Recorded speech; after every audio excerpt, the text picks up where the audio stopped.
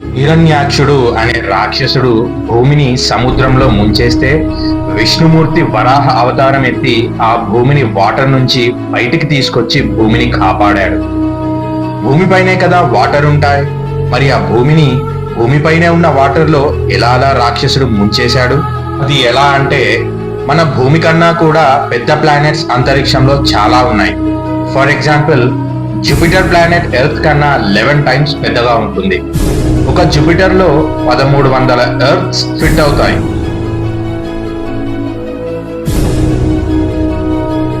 మన సన్ కూడా ఎంత పెద్దది అంటే, మన సన్ లో 13 లక్షల ఎర్త్స్ ఫిట్ అవుతాయి.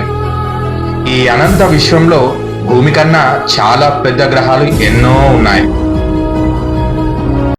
మనం ఒక బాల్ ని పట్టుకొని సముద్రంలో పడేస్తే ఆ బాల్ ఈజీగా సముద్రంలో మునిగిపోతుంది. అలానే ఇతర జయంట్ ఎక్సో ప్లానెట్స్ లో ఉన్న సముద్రంలో మన ఎర్త్ ని పడేస్తే అలానే మునిగిపోతుంది. అంత పెద్దగా ఉండే ప్లానెట్స్ ఉంటాయి మన యూనివర్స్ లో. అలాంటి ఒక ప్లానెట్ లోనే హిరణ్యాక్షుడు అనే రాక్షసుడు మన ఎర్త్ ని ముంచేశాడు. అప్పుడు విష్ణుమూర్తి వరాహ అవతారం ఎత్తి భూమిని వాటర్ నుంచి పైకి తీసి మళ్ళీ భూకక్షలో పెడతాడు.